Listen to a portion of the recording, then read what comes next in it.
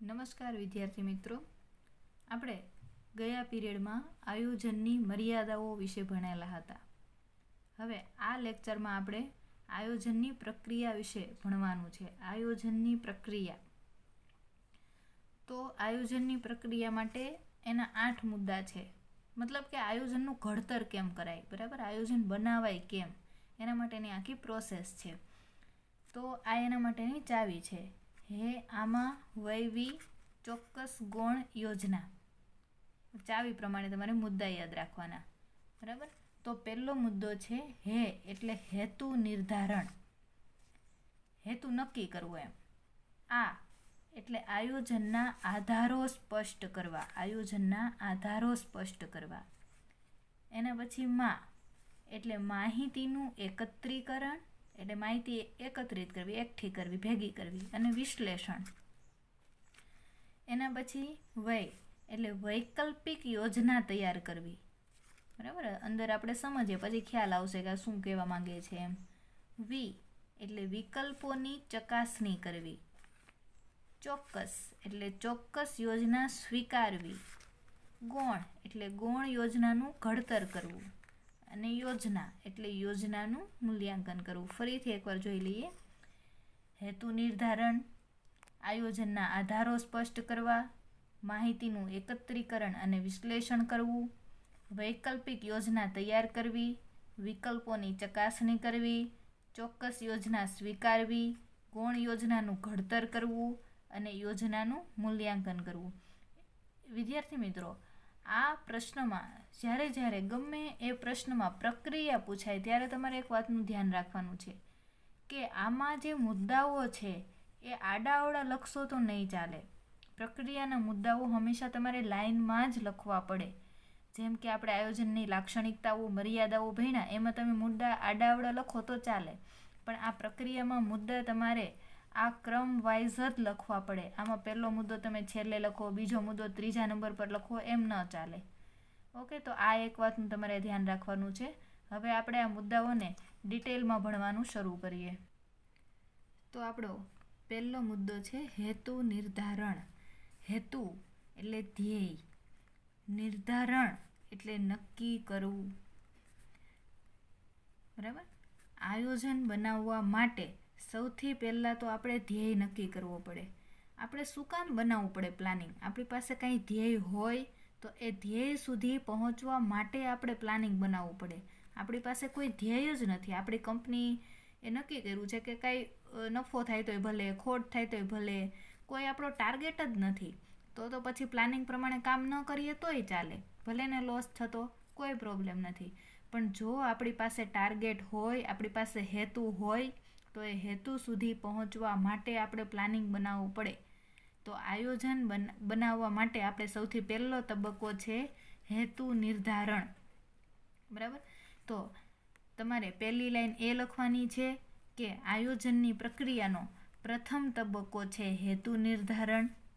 એના પછી એવું લખવાનું છે કે સૌથી પહેલાં આપણે હેતુ નક્કી કરીએ તો એ ધ્યેય કે હેતુ કેવો હોવો જોઈએ?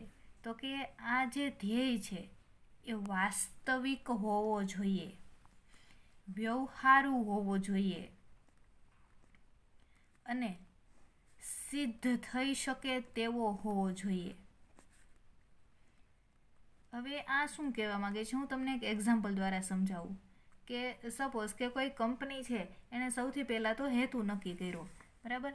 કે એણે અહીંયા આપણે સાઈડમાં એક્ઝામ્પલ લેતા જઈએ. આપણે સૌથી પહેલાં હેતુ નક્કી કર્યો કે આખા વર્ષ દરમિયાન આપણે 100 કરોડનો નફો કમાવવો છે, બરાબર. આ આપણો ધ્યેય છે, આપણો હેતુ નક્કી કર્યો. હેતુ કેવો હોવો જોઈએ? તો કે વાસ્તવિક, વ્યવહારુ અને સિદ્ધ થઈ શકે એવો હોવો જોઈએ, બરાબર. આપણી કંપની પ્રમાણે આ હેતુ બરાબર છે કે 100 કરોડનો નફો કમાવો છે, આ હેતુ બરાબર છે.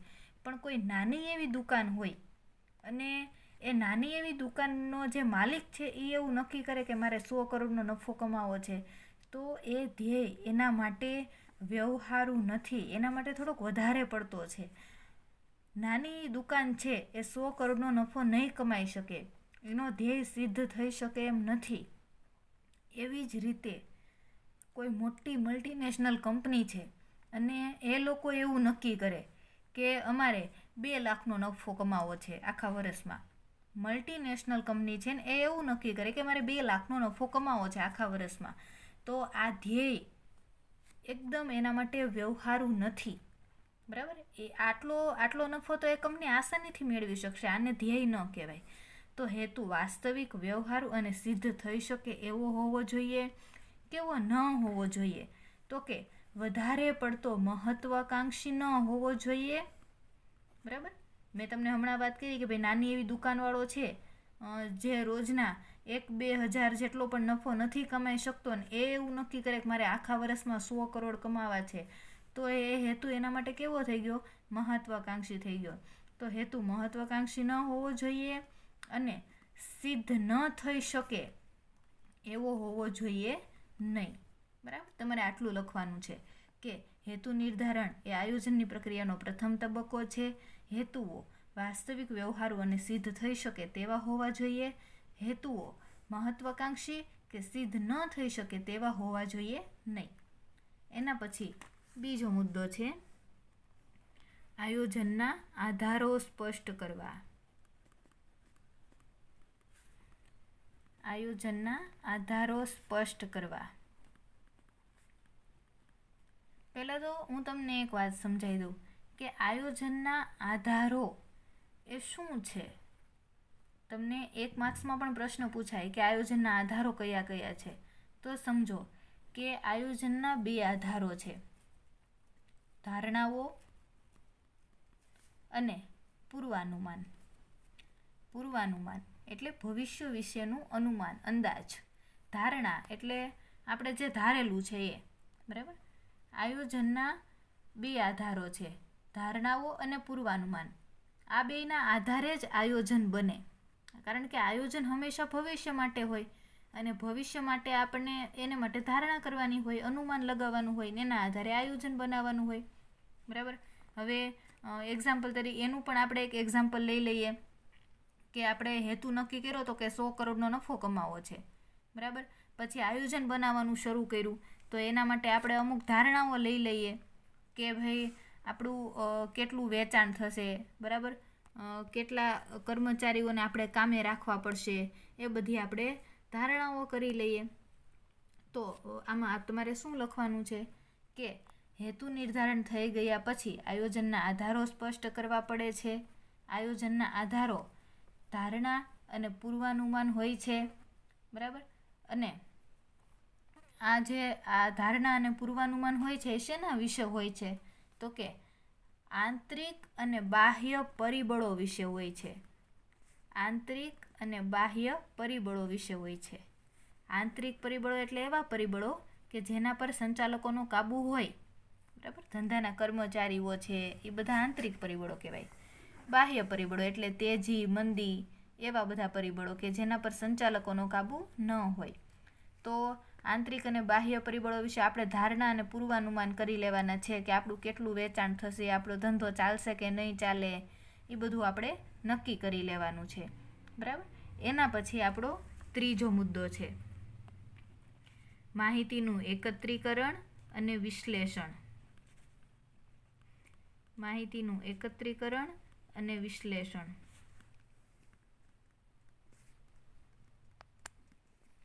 તો માહિતી હવે તમારે એકઠી કરવી પડશે. તમારે આયોજન બનાવવું છે તો માહિતી એકત્રિત કરવી પડશે તમારા ધંધા વિશે.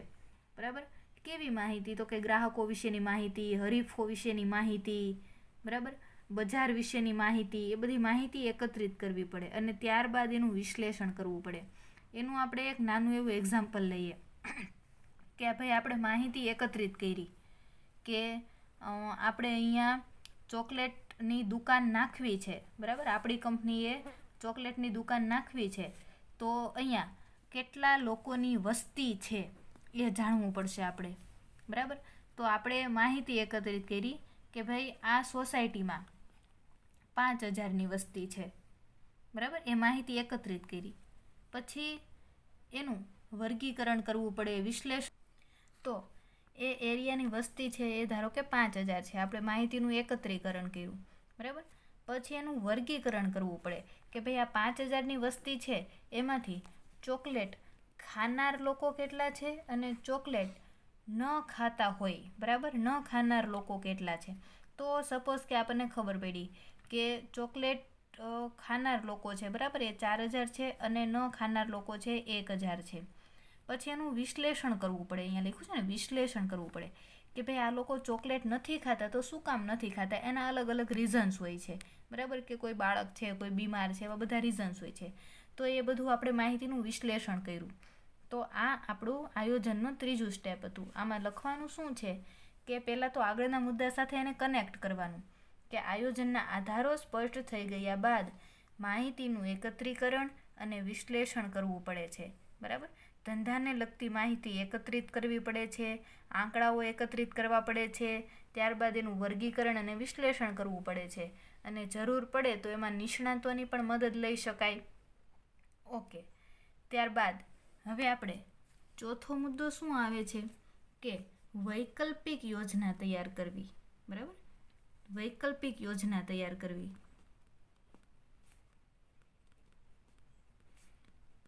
તો હવે વૈકલ્પિક યોજના તૈયાર કરવી, એમાં સિમ્પલ તમારે એક જ વસ્તુ કરવાની છે કે વિકલ્પોની યાદી બનાવવાની છે.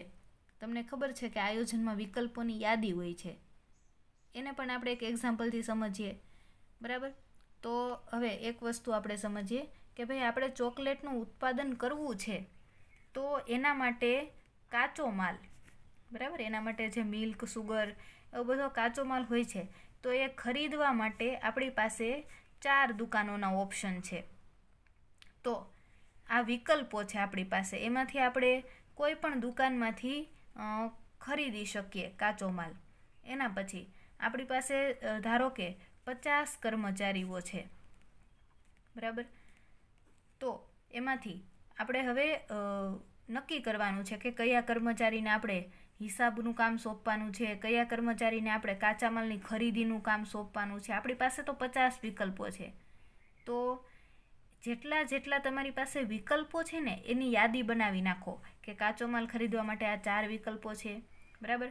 કર્મચારીને ખરીદી કરવા માટે મોકલવો છે તો આપણી પાસે 50 વિકલ્પો છે. તો તમારી પાસે જેટલા પણ વિકલ્પો છે ને એની આ તબક્કે તમારે યાદી તૈયાર કરવાની છે. આમાં લખશો શું તમે આ મુદ્દામાં? તો પહેલાં તો આગળના મુદ્દા સાથે આપણે કનેક્ટ કરશું કે માહિતીનું એકત્રીકરણ અને વિશ્લેષણ થઈ ગયા બાદ વૈકલ્પિક યોજના તૈયાર કરવી પડે છે, અને આમાં તમામ વિકલ્પોની યાદી બનાવવી પડે છે, બરાબર. કે ભાઈ કાચો માલ ક્યાંથી ખરીદશું, કયા કર્મચારીને હિસાબ કરવા માટે આપીશું, તમામ વિકલ્પોની આ તબક્કે યાદી તૈયાર કરવામાં આવે છે. બસ, આમાં બીજું કશું જ લખવાનું નથી. એના પછીનો આપણો નેક્સ્ટ મુદ્દો છે વિકલ્પોની ચકાસણી કરવી, બરાબર, વિકલ્પોની ચકાસણી કરવી.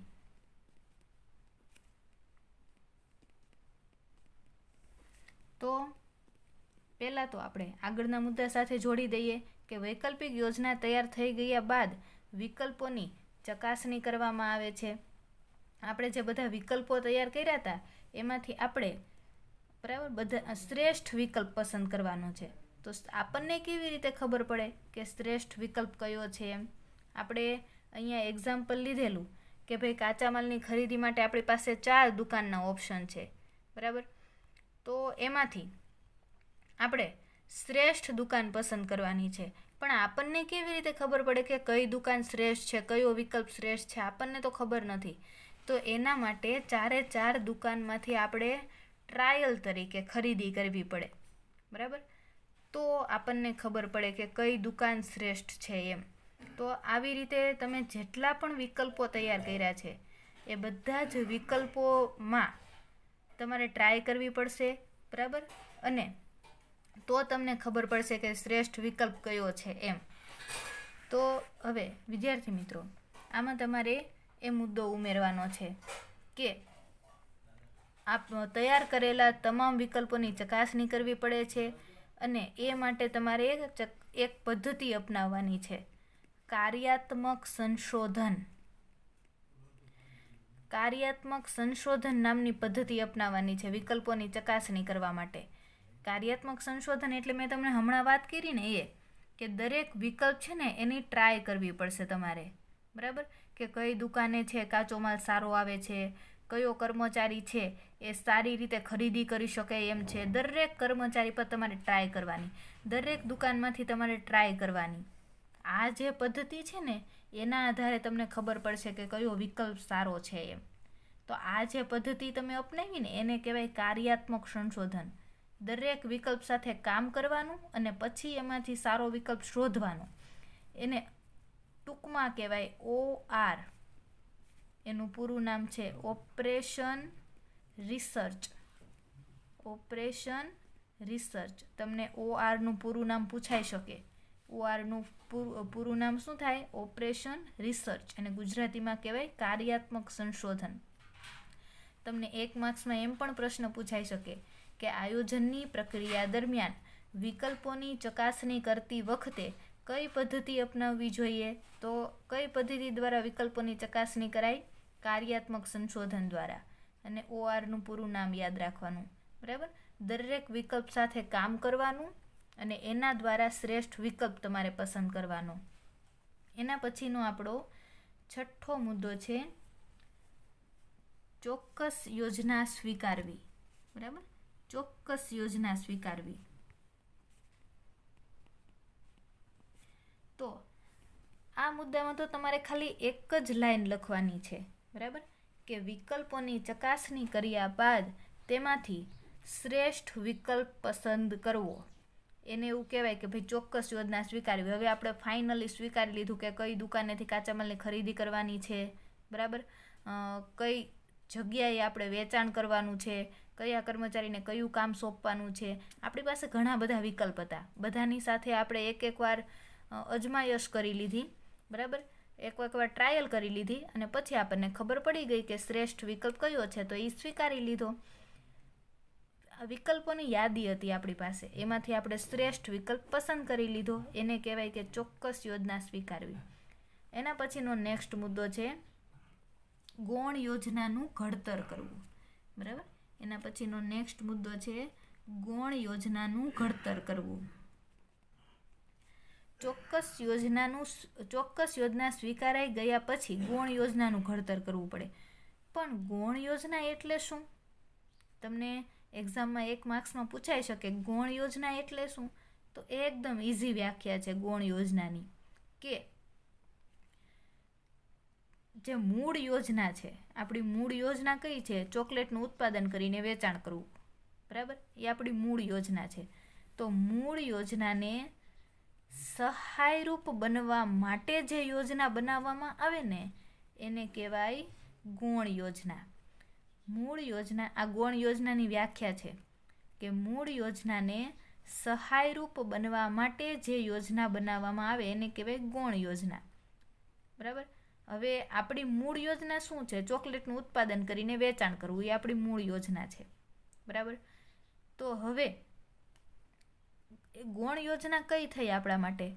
કે ભાઈ ચોકલેટના જે ફ્લેવર છે એ આપણે એનું ઉત્પાદન કરવું છે કે પછી રેડીમેડ લેવા છે?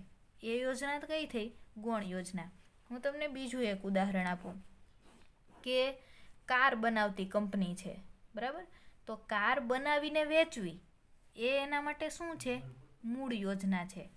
પણ કારના ટાયર છે એ બનાવીને વેચવા, મતલબ કે ઉત્પાદન કરીને વેચવા કે તૈયાર ખરીદીને વેચવા, બરાબર. કારના ટાયર છે એ ઉત્પાદન કરીને વેચવા કે ખરીદી કરીને વેચવા? તો એ ટાયર માટેની યોજના છે એ કઈ યોજના કહેવાય? ગૌણ યોજના કહેવાય. મૂળ યોજનાને સહાયરૂપ બનવા માટે જે યોજના બનાવે એને ગૌણ યોજના કહેવાય. ચોક્કસ યોજના સ્વીકારાઈ ગયા પછી આપણે ગૌણ યોજના બનાવવી છે. ગૌણ યોજના બનાવતી વખતે પણ ખૂબ જ ધ્યાન રાખવું પડે, કારણ કે જો ગૌણ યોજના નિષ્ફળ જાય તો એ મૂળ યોજના પણ નિષ્ફળ જાય. હવે ધારો કે આપણે નક્કી કર્યું કે કારના ટાયર છે એ ખરીદીને વેચવા છે, ખરીદીને આપણે ફિટ કરવા છે, બરાબર. હવે આ જે ટાયર જ્યાંથી ખરીદી કરીએ ટાયર સારા ન આવ્યા તો કાર પણ સારી આપણે બની શકશે નહીં.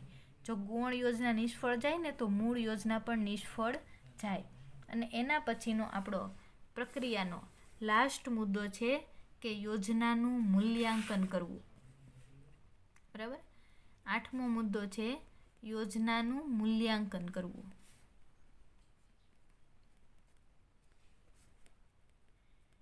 આપણું આખું આયોજન બની ગયું. સૌપ્રથમ આપણે હેતુ નિર્ધારણ કર્યું, પછી આયોજનના આધારો સ્પષ્ટ કર્યા, પછી માહિતીનું એકત્રીકરણ અને વિશ્લેષણ કર્યું, વૈકલ્પિક યોજના તૈયાર કરી, વિકલ્પોની ચકાસણી કરી, ચોક્કસ યોજના સ્વીકારી, એના પછી ગૌણ યોજનાનું ઘડતર કર્યું, અને લાસ્ટમાં આપણે યોજનાનું મૂલ્યાંકન એટલે આખું જે આપણે આયોજન બનાવ્યું ને એના ઉપર એકવાર નજર ફેરવવાની છે કે ક્યાંય આપણી ખોટ તો નથી રહી ગઈ ને, ક્યાંય આપણી ભૂલ નથી રહી ગઈ ને.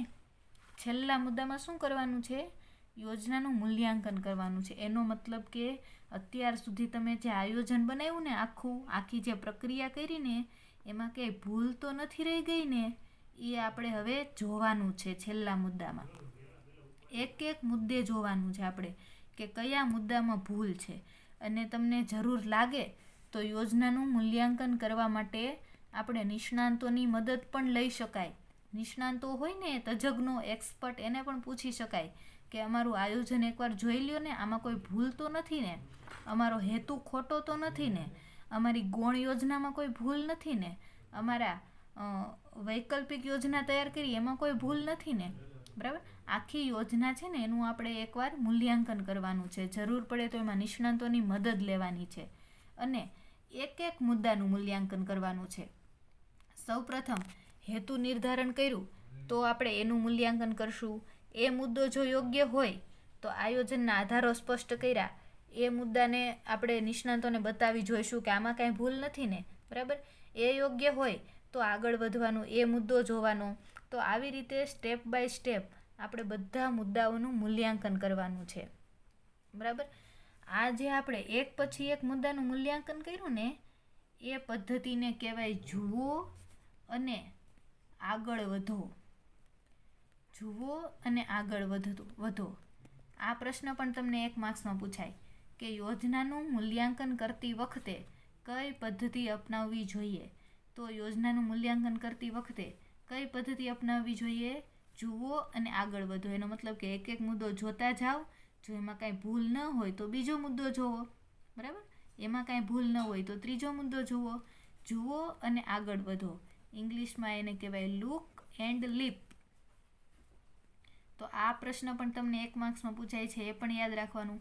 અથવા તો આ પ્રશ્ન ઊંધો પણ પૂછાઈ શકે કે ભાઈ જુઓ અને આગળ વધોનો સિદ્ધાંત ક્યારે અપનાવાય છે? તો કે આયોજનની પ્રક્રિયામાં યોજનાનું મૂલ્યાંકન કરતી વખતે જુઓ અને આગળ વધોનો સિદ્ધાંત અપનાવવામાં આવે છે. બરાબર. તો આપણી આયોજનની પ્રક્રિયા, જો યોજનાનું મૂલ્યાંકન થઈ ગયું, આખી યોજના આપણી રેડી છે, અપ ટુ ડેટ છે, વ્યવસ્થિત છે, તો આપણું આયોજન અહીંયા બની ગયું છે. એકવાર આપણે મુદ્દાઓમાં નજર કરી લઈએ. તો સૌપ્રથમ આપણે હેતુ નિર્ધારણ કરવું પડે, ત્યારબાદ આયોજનના આધારો સ્પષ્ટ કરવા. આયોજનના આધારો એટલે પૂર્વાનુમાન અને પૂર્વધારણા. ત્યારબાદ માહિતીનું એકત્રીકરણ કરી એનું વિશ્લેષણ કરવું પડે. ત્યારબાદ વૈકલ્પિક યોજના તૈયાર કરવી પડે. પછી વિકલ્પોની ચકાસણી કરવી પડે. આ મુદ્દામાં ખાસ ધ્યાન રાખજો કે વિકલ્પોની ચકાસણી કરવામાં કઈ પદ્ધતિ અપનાવવી પડે? તો કે કાર્યાત્મક સંશોધન, OR, ઓપરેશન રિસર્ચ. એના પછી ચોક્કસ યોજના સ્વીકારવી, ગૌણ યોજનાનું ઘડતર કરવું. ગૌણ યોજનાનો અર્થ પૂછાય તો યાદ રાખજો કે ભાઈ મૂળ યોજનાને સહાયરૂપ બનવા માટે જે યોજના ઘડીએ એને ગૌણ યોજના કહેવાય. યોજનાનું મૂલ્યાંકન કરવું, આ છેલ્લો તબક્કો છે. યોજનાનું મૂલ્યાંકન કરતી વખતે કયો સિદ્ધાંત અપનાવવામાં આવે છે? તો કે જુઓ અને આગળ વધોનો સિદ્ધાંત. બસ, અસ્તુ.